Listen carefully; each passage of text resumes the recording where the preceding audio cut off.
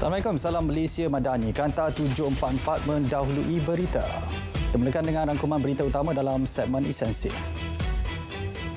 Malaysia bersedia menyumbang melalui rangka kerja ekonomi madani untuk menjadikan ASEAN lebih inovatif, berdaya saing dan mampu berkembang ke pasaran serantau dan global.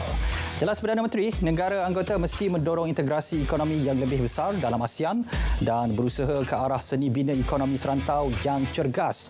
Perdagangan intra-ASEAN juga perlu dipertingkatkan yang kini hanya pada 22.3%. Dalam kepadatan jadual di Jakarta, Perdana Menteri sempat mengadakan pertemuan bersama para pemimpin gerakan dan pertubuhan Islam di Indonesia semalam. Beliau meluangkan masa berdiskusi dan bertukar pandangan bersama Ketua Umum Muhammadiyah Haidar Nasir, Ketua Umum Dewan Dakwah Islamiah Indonesia Dr. Adrian Hussaini dan Profesor Din Syamsuddin. Yang di-Pertuan Agong dan Raja Permaisuri Agong menzahirkan rasa terharu dengan sambutan rakyat kepada program Kembara Kenali Borneo yang kini berlangsung hingga 13 September. Program sejak hari lalu yang bermula di Tawau bukan sahaja menerima sambutan masyarakat ketika ketibaan baginda berdua, malah sepanjang konvoi berjalan. Sehubungan itu, orang ramai dinasihat sentiasa menjaga keselamatan semasa ketibaan konvoi di lokasi-lokasi yang ditetapkan bagi mengelak kemalangan tidak diingini berlaku. Stok beras putih tempatan BPT di seluruh negara dijamin pulih dalam tempoh sebulan susulan langkah intervensi di laksana kerajaan. Menerusi program khas BPT itu dijangka akan meningkatkan lebih 20% kuota pengeluaran beras di pasaran seluruh negara.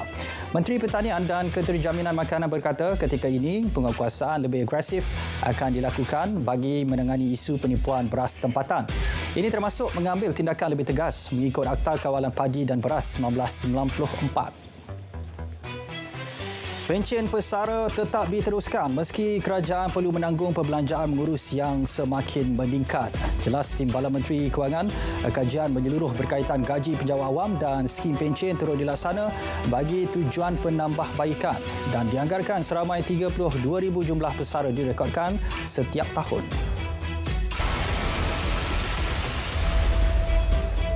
Seorang pekerja asing maut selepas tertimbus dalam runtuhan batu kapur di tapak kuari di Simpang Pulai Ipoh. Pengarah JBPM Perak berkata, mangsa Sohail Sajjad, 36 tahun, merupakan warga Pakistan ditemukan tersepit di bawah jentera kira-kira pukul 2.36 petang. Mayat mangsa kemudian diserah kepada pihak polis untuk tindakan lanjut. Lebih 20 kg ketamin bernilai 1.2 juta ringgit dirampas Kastam di Pusat Mil dan Kurier KLIA. Dan bagi mengelak dikesan pihak berkuasa, sindiket mengisytiharkan bungkusan terbabit sebagai bahan farmasutikal. Bungkusan dadah disyaki dari sebuah negara di Asia Tengah itu dijadual dihantar ke lokasi dengan alamat palsu dinilai Negeri Sembilan. Usaha mengesan individu yang ada kaitan dengan bahan terlarang terbabit dipergiat. Seorang ketua pembantu tadbir kanan agensi kerajaan tempatan negeri Terengganu ditahan SPRM kerana disyaki menerima rasuah. Tertuduh disyaki menerima berupa sebuah kenderaan bernilai lebih RM90,000 sebagai balasan untuk memastikan kerja-kerja pembekalan di agensi kerajaan diperoleh syarikat terbabit. Dia ditahan bersama pemilik syarikat berkenaan ketika hadir memberi keterangan di Ibu Pejabat SPRM Kemaman. Kes disiasat di bawah Seksyen 17(A) Akta SPRM 2009. 74 individu ditahan menerusi serbuan terhadap dua premis hiburan di sekitar Johor Bahru dan Iskandar Puteri, Johor. Ketua Polis Johor berkata semua tangkapan berusia 20 hingga 50 tahun positif dadah. Kedua-dua premis tersebut mempunyai lesen perniagaan sah namun beroperasi melebihi tempoh masa yang ditetapkan. Seorang peniaga berusia 43 tahun ditahan bagi membantu siasatan kes penjualan aksesori telefon tiruan berjenama terkenal. Serbuan di sebuah premis pusat perniagaan Ipoh. Turut dirampas barangan menggunakan cap dagang palsu berjumlah lebih RM3,000. Kes pergaduhan antara penyokong Penang FC dan KDAFC 2 minggu lalu. Ketua Polis Pulau Pinang berkata lebih ramai penyokong dari kedua-dua pihak akan ditahan dalam masa terdekat. Dan setakat ini 7 individu telah didakwa di mahkamah. Rusuhan antara kedua-dua penyokong kelab bola sepak itu tercetus di perkarangan sebuah stesen minyak yang terletak kira-kira 500 meter dari Stadium Bandaraya Pulau Pinang pada 22 Ogos lalu sejurus perlawanan berakhir. Kembara Kendali Borneo hari ini menjelajah ke 4 lokasi dan untuk perkembangannya bersama Iswadiman Syamsuddin. Iswad, silakan.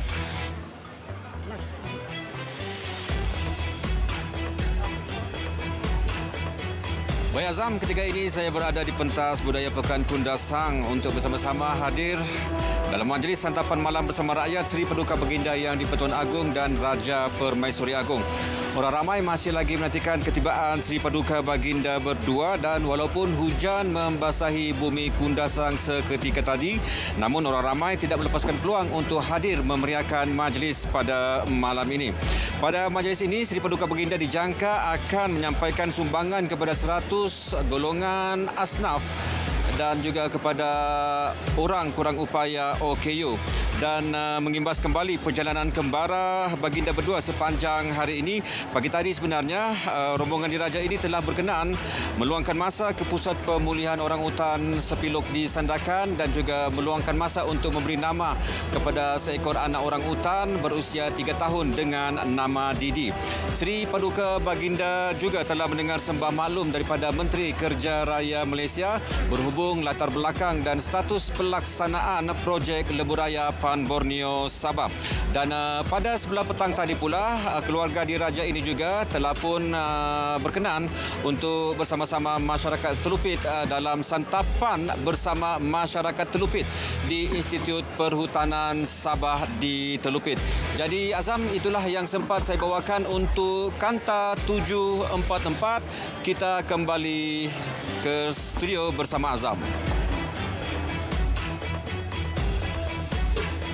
Baik, terima kasih Iswadiman dengan perkembangan Kembara Kendali Borneo. Baik saudara, buat julung kalinya Temu Anwar diadakan di Indonesia. Dan untuk perinciannya kita bersama Nur Aiza Farin Adam di sana. Aiza, silakan. Ya, sememangnya ini adalah pertemuan julung kali Temu Anwar diadakan di luar negara. Sebentar saja lagi, Perdana Menteri Datuk Seri Anwar Ibrahim akan mengadakan perjumpaan bersama sahabat dari Indonesia. Selain mahasiswa dan rakyat Malaysia di sini menerusi program Temu Anwar di Jakarta. Program Dialog Anak Muda bersama Perdana Menteri ini julung kali diadakan di luar negara dan Jakarta menjadi lokasi yang pertama. Sebelum ini, Datuk Seri Anwar menerusi catatan di Facebooknya turut mengajak orang ramai hadir ke acara ini yang akan bermula pukul 7.30 malam waktu tempatan bersamaan pukul 8.30 malam Malaysia. Kalau dilihat di Grand Emerald Ballroom Hotel, Red Top Hotel ini, persiapan untuk program ini sudah semakin hampir selesai dan rata-rata ramai yang sudah mula memenuhi untuk menunggu program bermula. Temu Anwar merupakan program Dialog Anak Muda bersama Perdana Menteri. Sebelum ini, sesi Temu Anwar telah berjaya diadakan di beberapa universiti tempatan dan ia membolehkan mahasiswa dan penduduk setempat bertanya soalan kepada Perdana Menteri. Sekian saja, kembali ke studio. Baik, terima kasih Aiza langsung dari Jakarta. Kita ke perkembangan seterusnya. Peratus mengundi awal bagi PRK Parlimen Pulai adalah 90%. Dua pusat mengundi dibuka seawal 8 pagi tadi iaitu Bilik Gerakan Balai Polis Kempas dan Markas Pasukan Polis Marine Wilayah 2. Masing-masing ditutup 12.30 hari dan 5 petang. Peti undi disimpan sementara menunggu proses penjumlahan undi Sabtu ini. 24 lagi permit ceramah dan kempen dilulus Polis Johor semalam. Jurucakap media PRK Johor, Superintendent Ibrahim Maksum berkata, 9 permit ceramah dan 8 permit kempen dilulus bagi Parlimen Pulai. Manakala 4 permit ceramah dan 3 permit kempen untuk Dewan Negeri Simpang Jeram. Secara keseluruhan, sebanyak 294 dari 302 permohonan diluluskan sejak 26 Ogos hingga semalam. 28 laporan polis diterima sejak hari pertama kempen PRK Parlimen Pulai dan Dewan Negeri Simpang Jeram sehingga hari ini. Ini termasuk 4 kes berkaitan isu 3R. Menurut Ketua Polis Johor, kebanyakan laporan diterima berkaitan perbuatan merosakkan bahan kempen seperti bendera dan papan iklan. Polis menasihatkan agar semua pihak tidak menyentuh tentang isu 3R dan berkempen secara positif. Menjelang hari mengundi Sabtu ini, semua kaunter di 2 pintu masuk negara di Johor akan dibuka mulai Jumaat ini. Ia bagi memudahkan pergerakan rakyat negeri berkenaan untuk pulang mengundi. Jabatan Immigration juga berkata, tiada kaunter khas akan dibuka di Kompleks Kastam, Immigration dan Kuarantin CIQ sempena PRK berkenaan. Sementara itu, calon Pakatan Harapan Parlimen Pulai, Suhaizan Kayat berharap lebih banyak kaunter dibuka di CIQ bagi memudahkan pengundi yang menetap dan bekerja di Singapura untuk pulang mengundi. Ia berikutan 30% pengundi Parlimen Pulai menetap di negara jiran berkenaan. Seramai 45 adun Kelantan mengangkat sumpah jawatan pada mesyuarat pertama bagi penggal persidangan pertama DUN Kelantan yang ke-15 di Kota Darul Naim. Majlis angkat sumpah di hadapan Speaker Dewan Negeri, Datuk Muhammad Amar bin Abdullah itu didahului Menteri Besar Kelantan, Datuk Muhammad Nasruddin Daud, diikuti timbalannya, Datuk Muhammad Fazli Hassan. Persidangan sama turut bersetuju memilih bekas ahli Parlimen Bacok, Ni Muhammad Abdul Aziz sebagai ahli Dewan Negara bagi negeri berkenaan. Ini pula ahli Parlimen Kuala Terengganu Datuk Ahmad Amzad Muhammad mengangkat sumpah sebagai ahli Dewan Rakyat di Parlimen. Majlis angkat sumpah berlangsung di hadapan Yang di-Pertua Dewan Rakyat. Pada PRK Kuala Terengganu bulan lalu menyaksikan Datuk Ahmad Amzad mempertahankan kerusi berkenaan dengan majoriti 47,266 undi. Kos membangunkan sistem tunggal maritim Malaysia MMSW sebanyak 20 juta ringgit akan ditanggung lembaga perlabuhan. Sistem terbabit dijangka memudah dan menyelesaikan beberapa isu seperti pelepasan keluar masuk kargo domestik serta antarabangsa. Menurut Kementerian Pengangkutan, ia dijangka mula dibangunkan pada suku keempat tahun ini. Usaha mewujudkan MMSW selari dengan ketetapan Pertubuhan Maritim Antarabangsa yang mahu negara anggota membina satu sistem tunggal maritim menjelang 1 Januari 2024. Sidang Kemuncak ASEAN kali ini akan mencatatkan visi Komuniti ASEAN 2045. Menurut Perdana Menteri, ia menggariskan hala tuju strategik jangka panjang.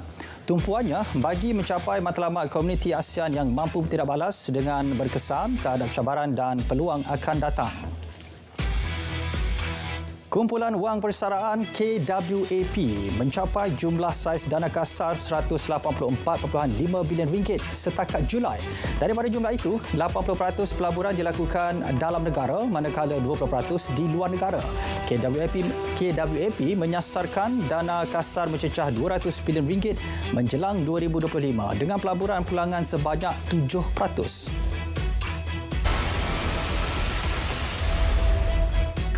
4.8 juta individu kehilangan tempat tinggal di dalam dan luar Sudan akibat konflik antara tentera kerajaan dan tentera RSF sejak April. Pejabat Penyelaras Hal Ehwal Kemanusiaan PBB berkata sekurang-kurangnya 1 juta melarikan diri ke negara jiran. Jumlah itu tidak termasuk 2 juta kanak-kanak yang terpaksa meninggalkan rumah mereka sejak konflik tercetus. Pertempuran mengakibatkan lebih 3,000 maut dan lebih 6,000 cedera. Tentera yang dikotai oleh puak Kurdish menghantar bantuan ke wilayah Deir Zur di timur Syria dalam pertempuran dengan tentera Arab yang setia kepada pegawai tempatan yang ditawan. Pertempuran tercetus selepas pasukan SDF yang disokong Amerika Syarikat menahan Ahmad Al-Kabil, Ketua Majlis Tentera Deir Zur pada 27 Ogos. Keganasan yang berlaku telah mengorbankan 71 orang, kebanyakannya pejuang dan 9 orang awam. 4 orang tentera dan 2 ahli kumpulan gerila Shining Path maut dalam pertempuran di kawasan penanaman koko terbesar di Peru. Pertempuran tercetus apabila tentera yang sedang melakukan rondaan diserang di Andes, kawasan kumpulan pengedar dadah dan sakibaki kumpulan Shining Path. Pasukan tentera sedang melakukan operasi kawalan wilayah di kawasan itu. 3 lagi pegawai tentera dibawa ke hospital akibat cedera. Seorang penduduk Palestin maut ditembak dalam pertempuran dengan tentera Israel di sebuah kamp pelarian di tebing barat. Kementerian Kesihatan Palestin menyatakan Aid Sameh Khalid ditembak dengan peluru hidup di kepala. Warga kamp Nur Sham seberampiran bandar Tulkari menyatakan tentera Israel memasuki kamp itu pada waktu malam dan pertempuran berlaku selepas itu. Sebuah pusat sukan juga musnah. Lebih 70,000 peserta dan pengunjung festival Burning Man di Nevada, Amerika Syarikat yang terkandas sejak Isnin berkelut untuk meninggalkan tapak festival di kawasan Padang Pasir. Pembukaan semula jalan keluar pada Isnin membolehkan puluhan ribu peserta bergerak keluar selepas terperangkap selama beberapa hari akibat banjir lumpur. 1 kematian dilaporkan dan pihak polis sedang melakukan siasatan. Baik, saudara, Kanta 744 berakhir di sini. Menyusul selepas ini berita perdana bersama Faris Izzat Syahrudin dan Fiona Bernard Bakan untuk paparan lebih komprehensif. Saya Azam Hussein, Malaysia Madani, tekad perpaduan penuhi harapan.